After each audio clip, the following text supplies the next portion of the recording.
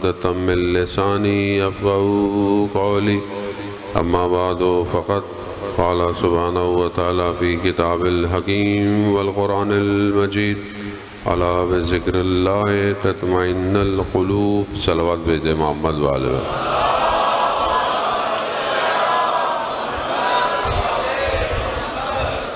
عزاداران سید الشہداء، ماہ محرم الحرام کے ایام ہیں اور اسی مناسبت سے 4 دن مجلس آپ کی خدمت میں ہے. جیسا کہ ہمارے بزرگوار نے فرمایا کہ آج مجلس لیٹ ہو گئی ہے، کل سے انشاءاللہ 9 مجلس تو ظاہر جلدی شروع ہو جائے گی، میں انشاءاللہ 9 بجے آپ کی خدمت میں پہنچ جاؤں گا.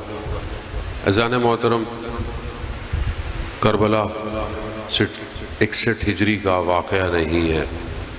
کربلا ایک ایسا سفر ہے جو ابھی تک جاری ہے. ہم سب کو اپنے آپ کو کربلا کے لیے آمادہ کرنا ہے. سید الشہداء نے روز عاشوراء جو استغاثہ بلند کیا کہ هل من ناصر ینصرنا، ہے کوئی میری مدد کرنے والا. اب یہ صرف 10 محرم 61 ہجری کے لیے نہیں تھا، یہ قیامت تک کے لیے امام نے کہ ہے کوئی میری مدد کرنے والا. اب یہ مدد جو ہے یہ زیادہ امام کو کیسی مدد چاہیے، تو اس کے لیے بہت ضروری ہے کہ ہم پہلے یہ سمجھیں کہ امام کون ہے اور پھر امام کا مقصد کیا تھا. مشکل یہ ہے کہ لوگوں کو امام سمجھ میں نہیں آیا. جب امام سمجھ میں نہیں آیا تو لوگوں نے بولا کہ 2 بادشاہوں 2 شہزادوں کی جنگ یا کسی ایک ٹکڑے کی جنگ، زمین کی جنگ، حکومت کی جنگ. جب تک امام سمجھ میں نہیں آیا لوگوں نے یہی باتیں کی. تو یہاں امام کو سمجھنا بہت ضروری ہے کہ یہ جو کربلا آیا ہے یہ کون ہے، یہ کیوں آیا ہے. یہ کیسے آپ کو پتہ چلے گا کہ امام کیوں آئے اور امام کیا کہنے آئے؟ تو ظاہر ہے امام خود بتائیں گے کہ میں کیوں آیا ہوں. تو امام نے مدینہ چھوڑتے ہوئے کیا کہا تھا کہ میں اپنے جد کی امت کی کس کے لیے؟ اصلاح کے لیے. وہ اصلاح کے لیے آئے تھے. اس کا مطلب ہے کہ امت میں بگاڑ تھا، امت میں بگاڑ تھا نا. ساتھ رہیں گے تو مجلس پڑھوں گا، نہیں تو صلوات بھیجتے محمد والے.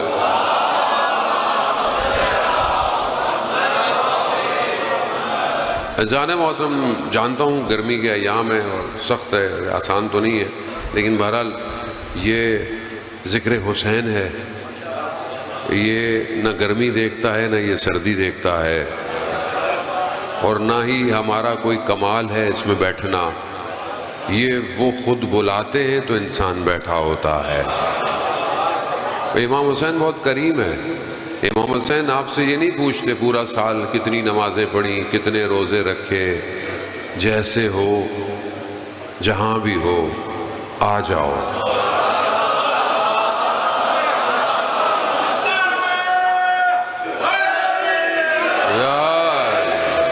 امام ایسے ہی ہے، امام تھوڑی پوچھ رہا ہے. یہ ہم پوچھتے ہیں، ہم لوگوں کی شکل عمل دیکھ کر لوگوں کو پتہ نہیں کیا کیا بولتے ہیں. امام حسین نے نہیں پوچھا. امام نے صرف رستے میں بھی یہی کہا تھا، میرے ساتھ چل سکتے ہو. پہلے کیا تھے، کیسے تھے، کچھ نہیں کہا امام نے. جو جیسا تھا. کیا آپ کو پتہ ہے لوگ کیسے تھے، اب کیسے ہیں؟ بھائی پہلے زہیر ابن کین کیسا تھا، وہاب ابن قلبی کیسا تھا، جیسا بھی تھا. اب جب حسین کے پاس آیا تو اب کیسا ہے، اب کیسا ہے. دنیا اب پہچانتی ہے، پہلے نہیں جانتی تھی. حسین خاک سے ایسے تراشتا ہے کہ اس ہیروں کی روشنی زمانوں کو چیرتی ہوئی آج یہاں پہنچی ہوئی ہے. امام حسین تراشتا ہے. جسے حسین تراش دے اس کی قیمت صرف خدا لگا سکتا ہے، خدا لگا سکتا ہے۔ وہ بھی ضروری ہے کہ آپ کو پتا تو ہو یہ کون ہے، یہ کون کربلا آیا ہے۔ السلام علیکہ یا وارث آدم صفوۃ اللہ، السلام علیکہ یا وارث نوح النبی اللہ۔ اب یہ انبیاء کا وارث ہے، انبیاء کا وارث ہے۔ جب تک معرفت نہیں ہوگی تو انسان جب تک پہچان نہ پائے کسی کو عمل نہیں کر سکتا، اطاعت نہیں کر سکتا۔ یہ کربلا اس لیے ہے جانے تو مجلس اور عزاداری بھی اس لیے کہ امام کو پہچانو۔ جب تک امام سمجھ میں نہیں آئے گا تم امام کے خیمے میں نہیں آؤ گے۔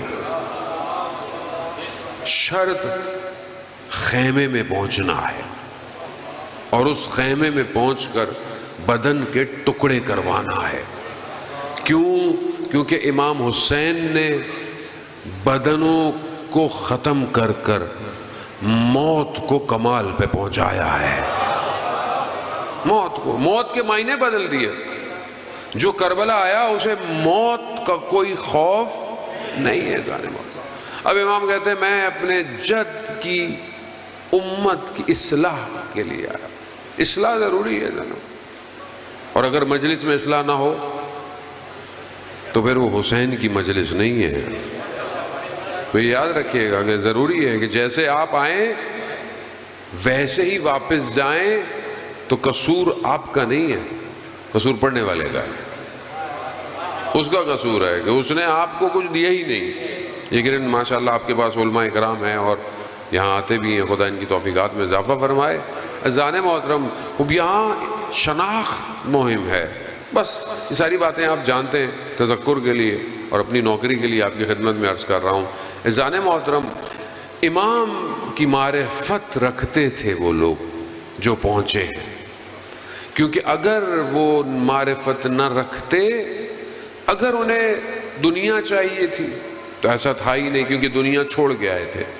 اگر انہیں جنت چاہیے تھی تو جنت تو امام نے دے دی، جنت تو امام دے چکے تھے، مگر جنت بھی نہیں چاہیے تھی۔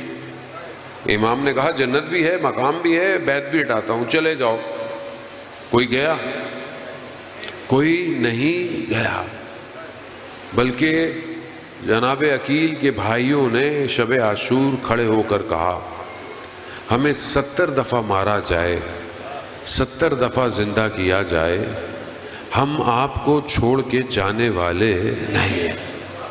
اس کا مطلب ہے کہ کوئی ایسی چیز تھی کہ جن کی انہیں شناخت ہو گئی تھی۔ اب وہ شناخت کیا ہے؟ اصل اسی کو پہچاننا ہے اذان محترم مجلس، اسی لیے جس نے امام کو پہچان لیا اس کا کام ہو چکا۔ کیوں امام کو پہچاننا ہے؟ کیونکہ دیکھیں اذان محترم، اللہ سبحانہ وتعالی خالق ہے کائنات کا، مخلوق کا، اس سے بہتر مخلوق کو کوئی نہیں جانتا۔ اس نے اس مخلوق کو ایسا بنایا ہے کہ اس کے اندر بہت ساری چیزیں فطرت میں رکھی ہیں، یعنی بھوک فطرت میں ہے، پیاس لگنا فطرت میں ہے، وہ بھی فطرت میں ہے۔ اب اس فطرت کو پورا کرنے کے لیے بھی اللہ نے انتظام کیا۔ ابھی پیاس لگ رہی ہے آپ کو، گرمی میں بیٹھے ہوئے ہیں آپ، اگر پانی نہ ہوتا تو کیسا خدا تھا یہ، کیسا حکیم خدا تھا، کیسا عادل خدا تھا کہ پیاس تو بنائی، پانی نہیں بنایا۔ سمجھ رہے ہیں آپ؟ خوب سمجھنا ضروری ہے۔ مجھے پتا آپ لوگ تھکے ہوئے ہیں، گرمی بہت زیادہ ہے۔ کل سے میں انتظامیہ کو بولتا ہوں وہ پانی والے پنکھے لگا دیں ان لوگوں کے لیے تاکہ انہیں محسوس نہ ہو۔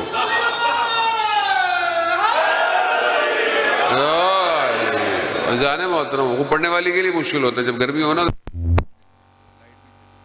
محمد والے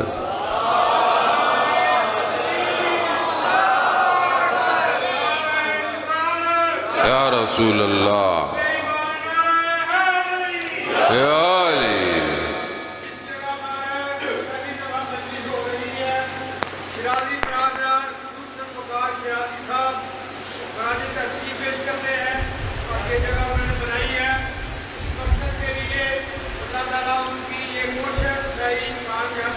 اللہ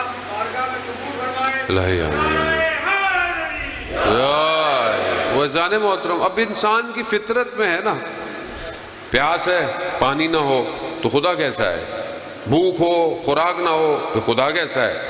عادل نہیں ہے نا، عدالت ضروری ہے۔ وزان محترم، اب انسان بنایا، اب اس کو ضرورت ہے ہدایت کی، سو ضرورت ہے ہدایت کی۔ کیوں؟ اگر اسے ہدایت نہ دی جائے تو وہ پھر وہی کرے گا جو اس کا دل چاہے گا، حرام کرے گا، حرام کھائے گا، حق کھائے گا، تو اس کو کون کنٹرول کرے گا؟ وہی کرے گا۔ اب وہی کرے گا تو وہ پھر کیسے کنٹرول کرے؟ خدا خود آ جائے؟ خدا کہاں سے آئے؟ خدا تو ہر جگہ ہے۔ یہی ٹیسٹ کر رہا تھا میں آپ کو، خدا تو ہر جگہ ہے، خدا کہیں سے تھوڑی آئے گا۔ جو کہیں ہے وہ ہمارا خدا نہیں ہے۔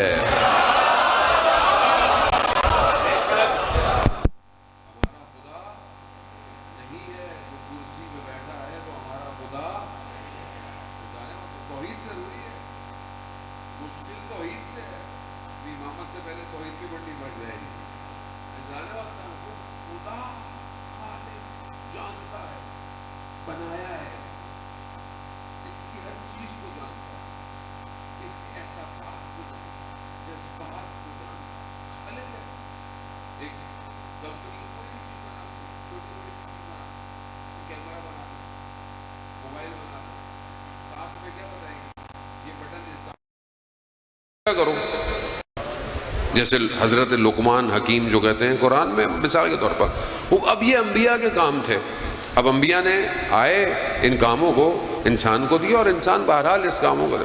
تو آپ کیا سمجھتے ہیں کہ جب اللہ نے نبیوں کو بھیجا تو بڑا آسان کام تھا تبلیغ کرنا؟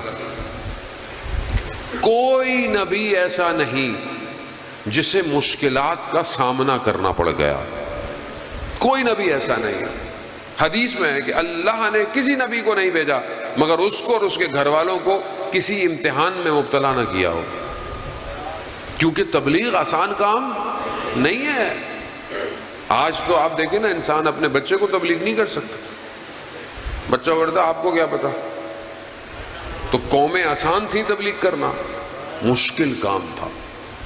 سب سے بڑی رکاوٹ کیا تھی؟ بہت 4 دن ہیں آپ میرے ساتھ، آرام سے دوں گا میں آپ کو، صلوات بھیجے محمد والے ہوں۔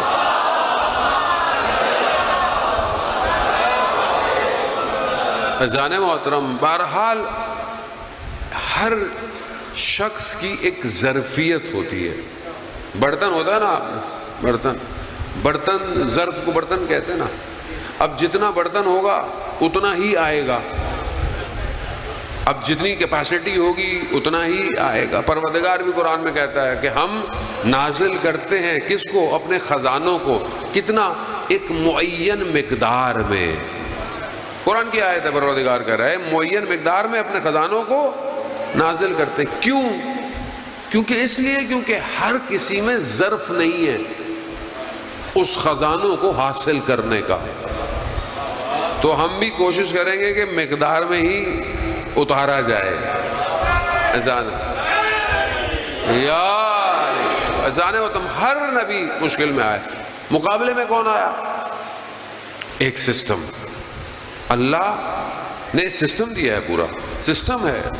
نبی ایک نظام ہے، اسلام ایک سسٹم ہے۔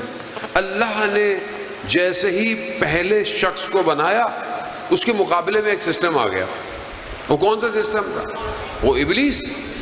اب ابلیس کو کیا پرابلم تھی؟ روایات کہتی ہیں 200 سال تک حضرت آدم خاک میں بنے رہے، 200 سال۔ یہ گزرتا رہا، یہ دیکھتا رہا، یہ دیکھتا تھا یہ کیا ہے، ایک گل مٹی سے کوئی چیز ہے، بس دیکھتا رہا، جاتا رہا، دیکھتا رہا، جاتا۔ ایک دن پروردگار نے کہا اس کو سجدہ کرو۔ مشکل تھا۔ خاک، خلقتنی من نار، میں آگ سے بنا ہوا، اور یہ خاک سے بنا ہوا.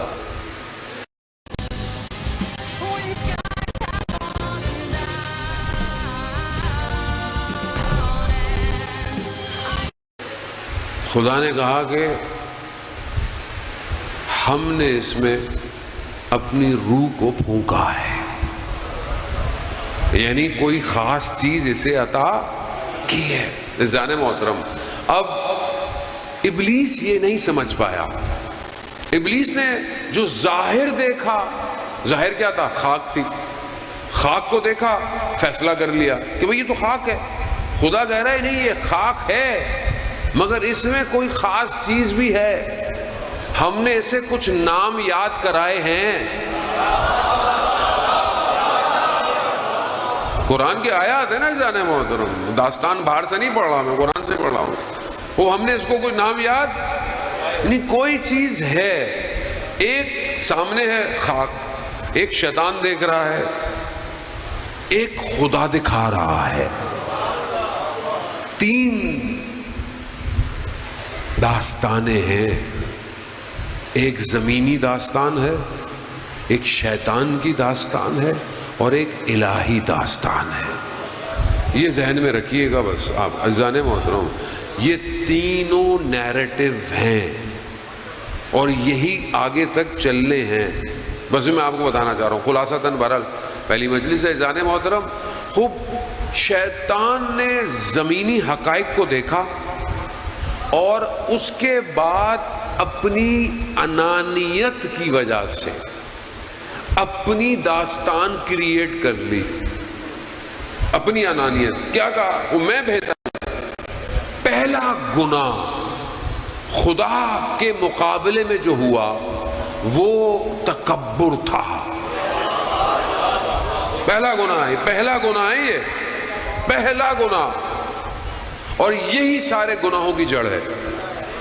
جب انسان تکبر پہ آ جائے، اسے کہتے ہیں نا تکبر صرف کوئی کتنا بڑا ہو جائے، انتم الفقراء الی اللہ. قرآن کی آیت ہے، سب کے لیے. یہ نہیں کہا کہ وہ ہے یہ نہیں، سب کے لیے. انتم الفقراء، تم سب محتاج ہو. کس کے؟ اس کے. تم بے نیاز نہیں ہو، تم نیاز مند ہو، اس کے نیاز مند ہو. فقیر ہو تم، جتنے بڑے ہو جاؤ. جتنے بڑے بڑے بادشاہ تھے، بڑے بڑے لوگوں نے محل بنائے. نہج البلاغہ آپ پڑھیں، خطبہ ہے مولا کائنات کا کہ یہ جو قبروں میں پڑے ہیں یہ اتنے بڑے بڑے مضبوط محلوں میں تھے. دروازے ایسے تھے کوئی آ نہیں سکتا تھا، پھر بھی موت آ گئی.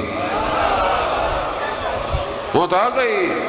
کوئی بھی مضبوط، یہ جو خدا نے دیا ہوتا ہے نا. بہت سے لوگ کہتے ہیں مولانا صاحب ان لوگوں کو موتیں کیوں نہیں آتی؟ اب ان لوگوں سے آپ خود سمجھ لیں، جو بھی جن لوگ ہیں، ان لوگوں کو موتیں کیوں نہیں آتی؟ خدا مہلت دیتا ہے. خدا مہلت دیتا ہے. بھئی خدا ہے نا، خالق ہے. لیکن خالق اپنی مخلوق سے محبت کرتا ہے، وہ مہلت دیتا ہے. شاید اب ہدایت پا جائے، شاید ہدایت پا جائے. اس کا کارخانہ ہدایت کا کارخانہ. آپ سید الشہداء کو دیکھیں نا، روز عاشور سب کچھ ختم ہو گیا، سب شہید ہو گئے، اس کے باوجود بھی ہدایت دے رہے. ابھی بھی توبہ کر لو خدا کی بارگاہ میں تمہیں جوان بیٹے کا خون معاف کر دوں گا. ہادی ہدایت، یہ صفات الہی، یہ جس میں آ جائیں اسے امام کہتے ہیں. یہ اب آپ بہرحال واپس آئیں، سسٹم کو سمجھنے کی کوشش کریں. وہ ایک روایت الہی ہے، اور اللہ کہہ رہا ہے کہ میں جو کہہ رہا ہوں وہ کچھ اور ہے. ملائکہ نے کیا کہا تھا؟ پروردگار تو انسان کو بنا رہا ہے، یہ زمین پہ جا کے فساد مچائیں گے، خون خرابہ کریں گے. پروردگار نے کہا جو میں جانتا ہوں وہ تم نہیں جانتے، جو میں جانتا ہوں وہ تم. اب یہ جو پرابلم ہوئی، یہ ڈاٹ اپنے ذہن میں رکھنا ہے. ابلیس نے حضرت آدم کو نہیں مانا، خدا نے کہا سجدہ کرو، انکار کر دیا۔ کیا مشکل تھی ابلیس کو، کیا مشکل تھی؟ 6000 سال سے عبادت کر رہا تھا، سجدے کر رہا تھا، رکوع کر رہا تھا، وہ یہ بھی کر لیتا، کیوں نہیں کیا؟ نیچے آ گئے، حضرت آدم نیچے آ گئے۔ لوگ کہتے ہیں حضرت آدم نیچے نہ آئے ہوتے تو ہم بھی جنت میں ہوتے ابھی۔ وہ نیچے آ گئے، وہ اللہ کا نظام ہے، نیچے آ گئے۔ حابیل اور قابیل، پہلا قتل زمین پہ قابیل نے حابیل کا کیا۔ کیوں کیا؟ ایک بھائی کے پاس جائیداد تھی، زمینیں تھی، محل تھے، خزانے تھے، ابھی تو کچھ بھی نہیں تھا، پھر کیوں کیا؟ عزیزان محترم، اس لیے کہتے ہیں قرآن صرف ثواب کے لیے نہیں ہے، قرآن تدبر اور تفکر کے لیے ہے۔ اللہ قرآن میں قصے لوری کے لیے نہیں سنا رہا، بیداری کے لیے سنا رہا ہے۔ اب حابیل کیوں قتل کیا؟ کیونکہ اس کی قربانی قبول ہو گئی، اس کی قربانی اللہ نے قبول کر لی، اس کی قربانی قبول نہیں کی۔ کس نے قتل کروایا؟ ابلیس آیا، کہا اس کی قربانی قبول، تمہیں نہیں۔ اصل کیا چیز تھی؟ یہی آپ نے ذہن میں رکھنا ہے کہ کوئی ایک ایسی چیز ہے جس سے ابلیس کو مشکل ہے، کوئی ایک ایسی چیز ہے جس سے، اور ابلیس جانتا ہے کہ جہاں یہ چیز ہوگی وہاں میرا کام تمام ہے، اسی لیے اس نے ہر جگہ اس کو ختم کرنا چاہا۔ آگے بڑھے، بس تیزی سے آزاد محترم، مقدمہ ہے۔ حضرت یوسف، حضرت یعقوب کی اولاد، باقی کتنے بھائی ہیں؟ باقی بھی بھائی ہیں، 11 بھائی ہیں۔ سارے بھائیوں کو یوسف سے کیا مسئلہ تھا؟ بھائی پیار کرتے تھے بہت، والد صاحب پیار کرتے تھے، لیکن صرف پیار کا مسئلہ تھا کہ لے گئے اور مارنے کی کوشش کی۔ کس نے کہا اس کو مارو؟ آہستہ آہستہ آپ لوگ پہنچ جائیں گے۔ ابلیس کیوں مارو؟ چھوٹا ہے۔ آگے مکہ، سارے بیٹھے ہوئے ہیں خانہ کعبہ کے پاس، پریشان۔ ابلیس آیا، کہا کیا پریشانی ہے؟ کہا ہمارے درمیان میں ایک شخص بلند ہو گیا ہے، کہا اپنے آپ کو اللہ کا نبی کہہ رہا۔ تو کہا پھر کیا مسئلہ ہے؟ کہا روک نہیں پا رہے۔ کہا مار دو۔ کہا مار دو۔ میں پیچھے قابیل کو بولا مار دو، حضرت یوسف کے بھائیوں کو بولا مار دو، ہر نبی کے پاس آیا مار دو۔ اب یہ تو آخری نبی ہے، اب اگر نبی چلا گیا تو کیا ہوگا؟ کہا کیسے مارے؟ بڑا قبیلہ ہے۔ کہا سارے قبیلوں سے ایک ایک جمع کرو اور رات کو حملہ کر دو، بنی ہاشم تم سے نہیں لڑے گا، اتنے سارے لوگ ہوں گے۔ کہا ٹھیک ہے۔ انہوں نے پلان بنایا، رات کو آ گئے۔ ابلیس کو مسئلہ ہے سسٹم الہی سے، نظام الہی سے، لیکن جیسے ہی اس رات انہوں نے چادر ہٹائی، اللہ نے ایسا نظام پیش کر دیا کہ اب جب بھی ابلیس تم دین کے مقابلے میں آؤ گے، یا علی ہوگا، یا اولاد علی ہوگی، یا علی کے ماننے والے ہوں گے۔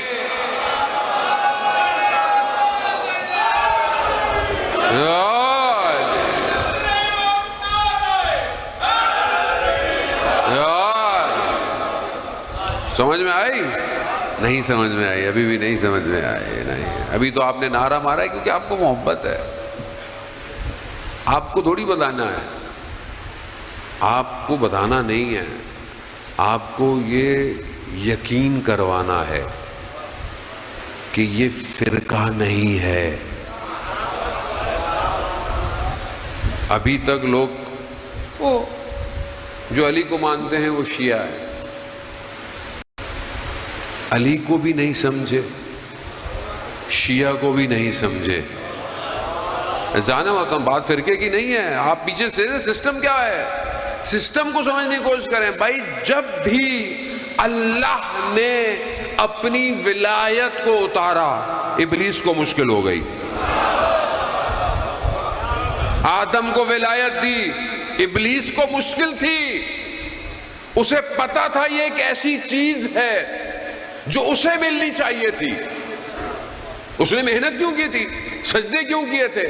بھائی وہ اس کو پتا تھا کوئی ایک خاص چیز ہے عرش میں، نہیں ہے جانے محترم، نہیں سمجھا، اسے پتا تھا کچھ خاص ہے، کچھ نور ہے، کوئی مقام ہے ایسا، تبھی تو سجدے کر رہا تھا کہ شاید میں بھی وہ مقام لے پاؤں۔ اللہ اکبر، اللہ علی علی علی۔ اذان محترم بریکٹ کلوز، مدینہ سمجھانے کے لیے، مدینہ رسول خدا کے ساتھ صحابی بیٹھے ہوئے، ایک بچہ آیا، رسول خدا کھڑے ہو گئے، صحابی نے کہا یا رسول اللہ آپ کا اتنا مقام، سید الانبیاء سید الاوصیاء، یہ بچہ آپ کھڑے ہو گئے؟ کہا تم نہیں جانتے یہ کون ہے؟ کہا یہ حسین ہے۔ اور پھر وہ فرمایا جو آپ سنتے رہتے، کیا فرمایا؟ کہ عرش کے دائیں طرف لکھا ہے ان الحسین مصباح الہدی و سفینۃ، کہاں لکھا ہے؟ عرش کہاں ہے؟ عرش کہاں ہے؟ کہاں ہے عرش؟ عرش کے نیچے کیا ہے؟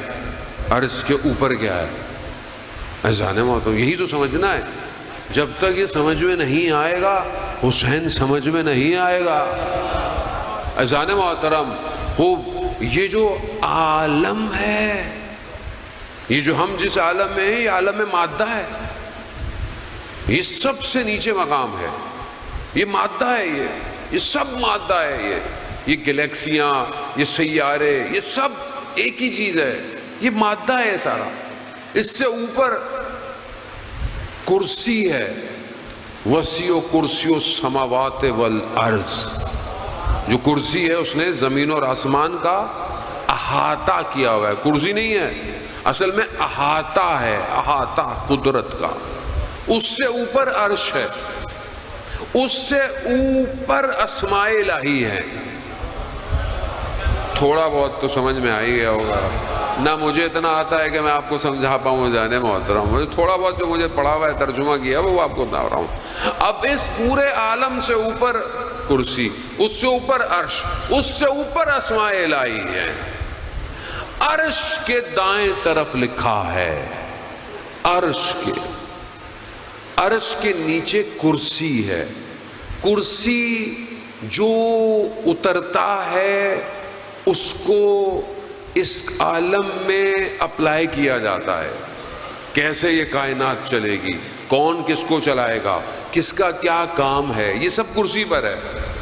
عرش اس سے افضل ہے، اس عرش کے دائیں طرف لکھا ہے، یعنی جو ہو رہا ہے اس عرش کے نیچے ہے۔ اب عرش پہ لکھا ہے ان الحسین مصباح الہدی، یعنی حسین پوری کائنات کے لیے ہدایت کا چراغ ہے، پوری کائنات کے لیے ہدایت کا چراغ ہے، صرف ہمارے لیے نہیں ہے، مدینہ کے لیے نہیں ہے، 61 ہجری کے لیے نہیں ہے، ایسا پوری کائنات کے لیے یہی تو وجہ ہے، آپ دیکھیں ہندو بھی حسین کی بارگاہ میں ہے، کرسچن بھی حسین کی بارگاہ میں ہے. کیوں؟ کیونکہ کوئی اور در ہدایت کا ایسا نہیں ہے، نہیں ہے. اور آج آپ دیکھیں پوری دنیا میں نہ فرقہ ہے نہ کچھ، ہر کوئی آتا ہے، ہر کوئی مجلس میں آتا ہے، سنتا ہے. کیوں سنتا ہے؟ کیونکہ حسین سب کا ہے، حسین سب کا ہے. اور ایک لمحے سے بدل دیتا ہے. مثال آپ کے سامنے پہلے بھی پیش کر دوں. شخص عالم دین کہتے ہیں رات کی تاریکی، محرم کی مجالس پڑھ کے گھر کی طرف جا رہا تھا. اندھیرے میں ایک شخص کو دیکھا جس کی حالت ٹھیک نہیں تھی، شاید نشے میں تھا. اس نے روک دیا، کہا مولانا کہاں جا رہے ہیں؟ کہا مجلس پڑھ کے آ رہا ہوں. کہا تو کبھی ہماری بھی مجلس پڑھو. تو اب انہوں نے کہا میں اس سے اپنی جان بچاؤں. تو میں نے کہا دیکھو مجلس کے لیے ممبر ہوتا ہے، ممبر ہوگا پڑھ دیں گے. وہ جھک گیا، کہا میری کمر پہ بیٹھ جائیں. بیٹھ گئے، صرف اتنا کہا السلام علیکہ یا ابا عبداللہ. کانپنے لگا، کانپنے، یہ اڑ گئے کہ گری نہ جائے. بلند ہوا، اس کی آنکھوں میں آنسو ہیں، رو رہا ہے. کہا مولانا آپ کو گھر چھوڑاؤں؟ میں کہا میں چلا جاؤں گا. کہا نہیں رات ہے. گھر پہنچے، جیسی وہ اندر جانے لگے کہا ایک سوال پوچھوں آپ سے؟ کہا پوچھو. کہا کیا روز محشر ممبر حسین جہنم میں جلایا جائے گا؟ حسین کتنا کریم ہے. نہیں ہے، آپ اپنی زندگی دیکھو، اپنی زندگی دیکھو. جو آ گیا بس آ گیا. ایک آنسو کا قطرہ جہنم کی آتش کو ٹھنڈا کر دیتا ہے. ہے کوئی ایسا قطرہ؟ کیا کیا امام حسین نے؟ کیا کیا؟ خوب ولایت احسان موت. بہرحال یہاں تک آپ کو لانا تھا. خوب یہ سسٹم کو پہچاننے کی کوشش کر. سسٹم الہی ہے، اللہ کا نظام ہے. ہر جگہ ولایت کے مقابلے میں آئے، اور یہ آئے گا. یہ سنت الہی ہے، یہ سسٹم ایسے ہی ہے. حابیل کو ولایت مل رہی تھی، قابیل سے قتل کروا دیا. حضرت یوسف کو ولایت، تبھی اس کے دشمن ہو گئے. مگر یہاں پر یہ آخری سسٹم تھا نا. مولانا صاحب آپ کی خدمت میں پیش کر رہے تھے غدیر کا واقعہ. غدیر خم تو بالکل مطلب پیک آف ایلیگنس جسے کہتے ہیں نا، بالکل کمال ہے، بس آخری مقام ہے. یہ وہ مقام کہ جہاں شیطان کو یہ بتانا تھا قیامت تک کہ دیکھو اب تم اس نظام کے مقابلے میں اگر آؤ گے تو یہ جو شخص لیٹا ہوا ہے نا، یہ شخص نہیں ہے، یہ پورا نظام الہی ہے. یہ نظام الہی ہے، یہی ہے جو ہر جگہ آئے گا، یہی آئے گا. اور یہی ہوا. پہلی جنگ کون سی ہے؟ جنگ بدر. جنگ بدر میں کتنے لوگ تھے؟ 313. کتنے گھوڑے تھے آپ کو پتہ ہے جنگ بدر میں؟ ایک. بعض روایت مول صاحب بعض کہتے ہیں کہ ایک گھوڑا تھا، مول صاحب کہتے ہیں شاید دو. اونٹ کہتے ہیں 70 اونٹ، 70-80 اونٹ تھے. تلواریں بھی کہتے ہیں 8 تھیں. ادھر کتنے لوگ تھے؟ 1000، کم سے کم کر لو 1000، ہزاروں میں تھے پہلے 1000. اونٹ کہتے ہیں 700 اونٹ تھے، 200 گھوڑے تھے، 500 زرے پوش یعنی پورے کپڑے وپڑے پہنے ہوئے جنگ کے لیے. ایک وقت کے کھانے کے لیے کہتے تھے 7-8 اونٹ کاٹے جاتے تھے. اتنا بڑا لشکر. اور ادھر نئے نئے مسلمان اس کو سمجھنے کی کوشش کریں. آپ جوان بیٹھے ہوئے مجلسوں میں دیکھیں، ہر چیز کا ایک کوڈ ہوتا ہے. کوڈ موبائل کے کوڈ ہے نا، لگاتے ہیں موبائل کھل جاتا ہے. بہت سارے کوڈ ایسے ہوتے ہیں جو بہت کچھ کھول دیتے ہیں. قرآن کوڈ کو بیان کر رہا ہے. قرآن قصہ ایسے نہیں بیان کر رہا. جنگ بدر غالباً سورہ آل عمران میں اس کے واقعے کو بیان کیا گیا ہے. قرآن کی آیتیں جانا مطلب اسٹریٹ ہے، وقت نہیں ہے ورنہ میں آپ کی خدمت میں ساری آیتیں پڑھنا شروع کر دیتا. تھوڑے سے لوگ ادھر اتنے. بعض روایت کہتی ہیں رات جو پچھلی رات تھی رسول خدا کی بارگاہ میں دعا کر رہے ہیں، آنکھوں میں آنسو، کہتے ہیں پروردگار نئے نئے مسلمان ہیں، نئے نئے ایمان لانے والے، یہ نہ ہو. روایات کہتی ہیں کہ بھئی آواز آئی محمد ہم نے کب آپ کو اکیلا چھوڑا ہے، ہم نے کب آپ کو. قرآن کی آیت نازل ہوئی کہ ہم آپ کے لیے ملائکہ اتاریں گے، 3000 ملائکہ اتاریں گے، ہزاروں میں ملائکہ اتاریں گے. آپ پریشان کیوں ہو رہے ہیں؟ کیا ہوا؟ ظاہری طور پر دیکھا جائے تو کفار مکہ کو جیتنا چاہیے تھا نا. ظاہری کیلکولیشن مکہ ان کو جیتنا چاہیے تھا، لیکن ہوا کیا؟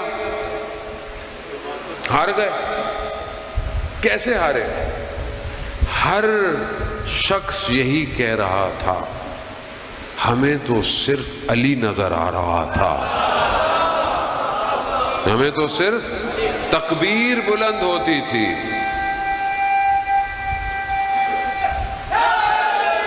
یا بھائی کیا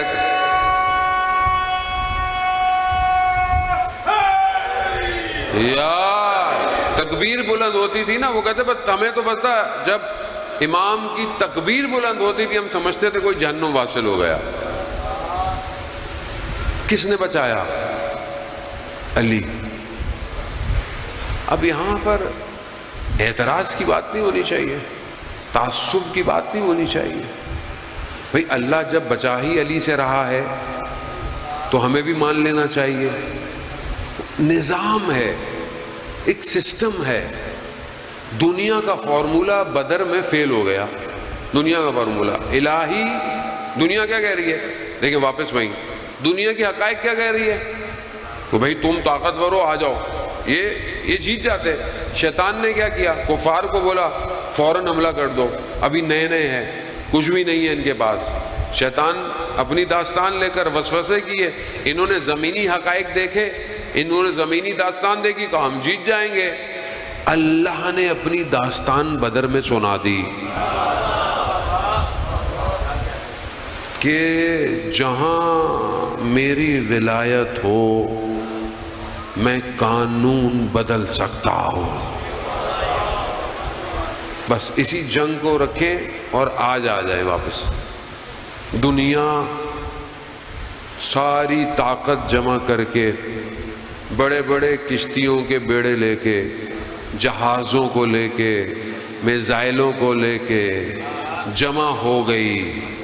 دنیا کی کیلکولیشن کیا تھی؟ ایک دن میں ختم کر دیں گے. یہی کیلکولیشن تھی نا. بھئی ہزاروں میں جہاز، میزائل، سارے مسلمان بھائی بھی ساتھ دے رہے تھے. سب نے ساتھ دیا نا. بھئی انہوں نے بھی ساتھ تو انہوں نے ہی دیا. مسلمان اچھے ہوتے تو آج یہ ہوتا انسان، عالم کچھ اور ہوتا. مسئلہ انہی کا ہے سارا. جان محترم، کفار مشرکین باہر، قرآن کہہ رہا ہے 2 دشمن، کفار مشرکین کا. ایک دشمن اندر ہے، منافق. اور کہا سب سے خطرناک یہی ہے.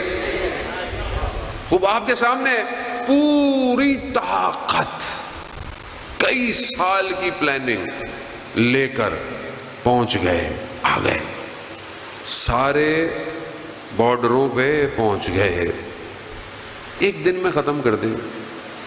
پہلے ہی حملے میں لیڈر کو شہید کر دیا، رہبر کو شہید کر. انہوں نے ختم ہو گیا معاملہ، کہانی ختم ہو جائے گی. اب انہیں کیا پتا یہ کربلا کے ماننے والے ہیں،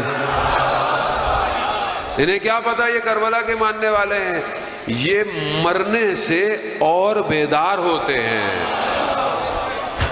یہ مرنے سے اور بیدار ہوتے ہیں، یہ مرتے ہی نہیں ہیں۔ اب یہی تو ہوا اذان محترم کہ دنیا کی کیلکولیشن کو 100 دن سے اوپر لے گئے، یہ تو گھنٹوں میں کہانی تمام کرنے والے آئے تھے، انہوں نے قرآن سنا تھا، پڑھا نہیں تھا، انہیں پتہ نہیں تھا جو اسلام کی پہلی جنگ میں جتوا سکتا ہے یہ اسی علی کے ماننے والے ہیں، یہ اسی علی کے ماننے والے ہیں، اسی کے ماننے والے ہیں۔ اذان محترم یہ وہ ہے کہ جو جانتے تھے کہ یہاں جان کی قیمت صرف خدا لگاتا ہے، تو آپ کے سامنے کیا کیا، اور یہی ہوگا، یہی خدا دکھانا چاہ رہا ہے کہ جو اللہ کی داستان ہے اسے سمجھنے کی کوشش کرو۔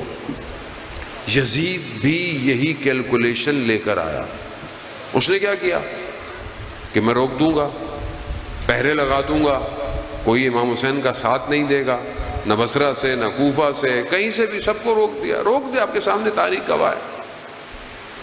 تھوڑے سے لوگ ہوں گے، ہزاروں کا لشکر ہوگا، داستان کربلا میں ختم ہو جائے گی، مگر اسے نہیں پتا تھا یہاں امام کو کربلا روکا نہیں ہے، یہاں امام نے یزید کو کربلا بلایا ہے، امام نے بلایا ہے۔ یہ جو بعض اوقات ہمارے محترم ذاکر، بہرحال سب احترام کے لائق ہیں، بعض اوقات پڑھتے ہیں نا جی امام نے بولا مجھے جانے دو، کہاں جانے دو؟ ہندوستان جانے دو۔ امام کیوں جائیں گے ہندوستان؟ امام کہیں جانے کے لیے کربلا آئے تھے؟ امام کو خوف تھا، امام کو کسی چیز کا ڈر تھا؟ امام شجاعت ہے، امام بہادر ہے، امام جانتے تھے کہ مجھے ایسی کربلا بنانی ہے کہ قیامت تک کی یزیدیت گھبراتی رہے، ایسی کربلا بنائی ہے نا۔ ابھی آپ دیکھیں کربلا کا نام لیں لوگوں کو مشکل ہو جاتی ہے، مجلسوں سے ڈرتے ہیں یہ لوگ کہ یہ کون ہے حسین، کہ نہ دعوت دو نہ بلاؤ، صرف اشتہار بتا دو، یہ خود آ جاتے ہیں۔ یہاں لوگ بسیں بھیج کے مجمع جمع نہیں کر پاتے، یہاں لوگ خود آ جاتے ہیں۔ وہ یہی ڈر ہے جانے محترم، امام حسین سے، مجلس سے، عزاداری سے، سب سے ڈر ہے دشمن کو، کیونکہ یہ جگہ اصلاح کی جگہ ہے۔ بس سے میں زیادہ زحمت نہیں دوں گا، وقت بہت زیادہ ہو گیا جانے محترم۔ انشاءاللہ کل 9 بجے آپ کی خدمت میں، آپ بھی وقت پہ آئیے گا، میں بھی وقت پہ آؤں گا، تاکہ مجھے اور آگے بھی جانا ہوتا ہے۔ آج تو جانا نہیں تھا تو دیر ہو گئی، ورنہ جانا ہے، مجبوری ہے، بہرحال کہیں اور بھی مجلس پڑھنی ہے۔ جانے محترم اصلاح ضروری ہے، مجلس اصلاح کے لیے ہے، باطن کی صفائی کے لیے۔ بہرحال اپنے آپ کو بہتر کرنا ضروری ہے، امام تک پہنچنا آسان نہیں ہے، نہیں ہے۔ دو دشمن، ایک ظاہر ایک باطن۔ بس یہ جو ظاہر کا دشمن ہے یہ وسوسے ایجاد کرتا ہے۔ عزاداران محترم، یہ ایام وہ ایام ہے جہاں لٹا ہوا کارواں کوفہ، آپ جانتے ہیں نا یہ کارواں کہتے ہیں دن رات کی تاریکی میں کوفہ کے دروازے پہ آیا، ابن زیاد لعین نے رکوا دیا، کہا دن کا انتظار کرو، کوچوں کو سجایا گیا، لوگوں کو بلایا گیا، علی کی بیٹیاں اور کوفہ کے بازار۔ عزیزان محترم، جب یہ کارواں داخل ہوا نا کوفے میں، تو سب سے پہلے استقبال کس نے کیا؟ جناب مسلم کا سر جو دروازے پہ لٹکا ہوا تھا۔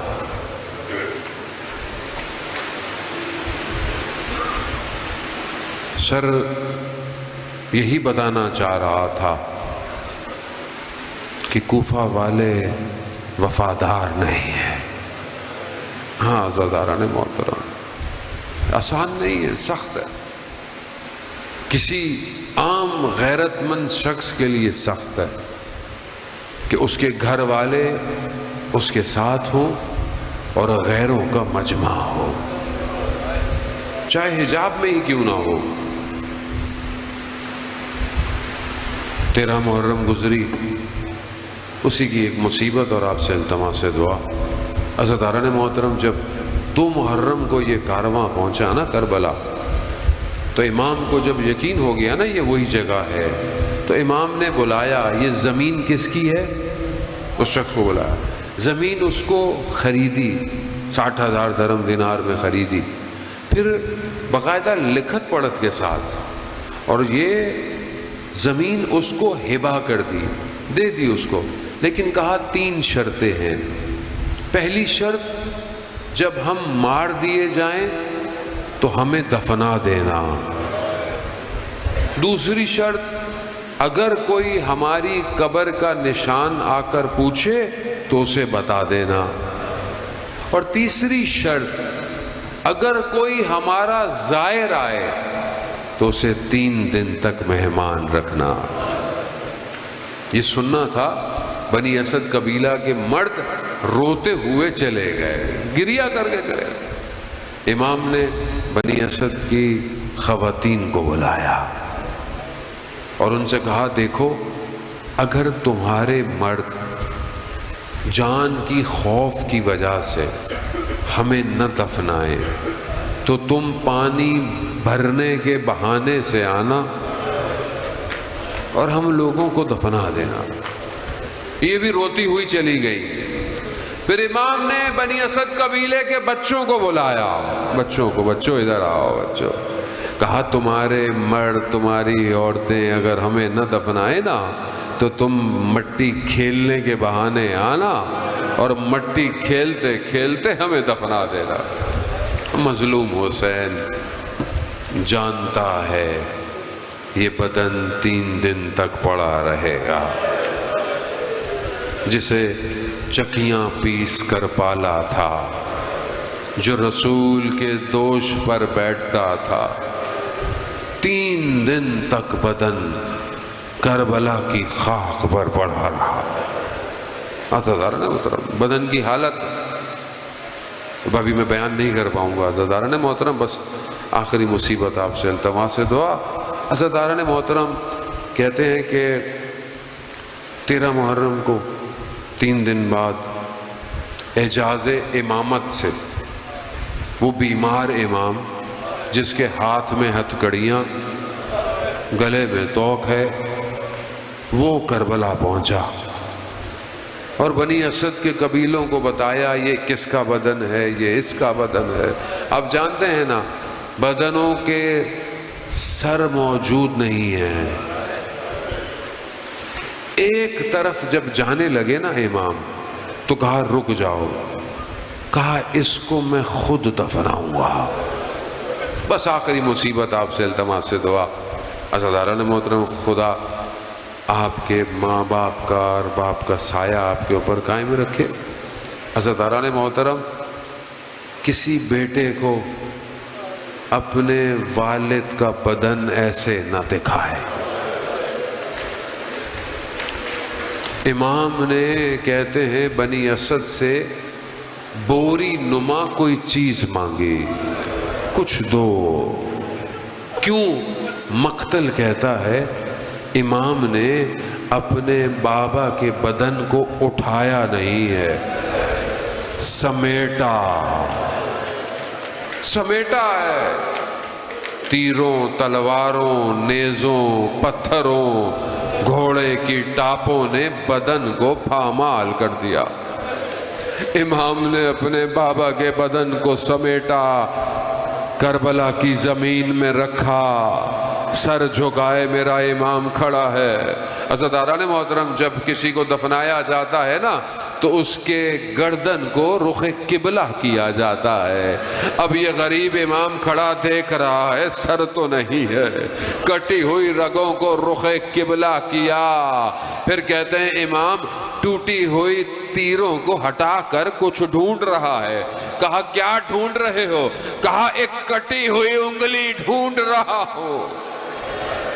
بس مٹی ڈالی، قبر کے اوپر لکھا ھذا قبر حسین ابن علی، یہ حسین ابن علی کی قبر ہے، قتل عطشانہ، جسے پیاسا مار دیا گیا۔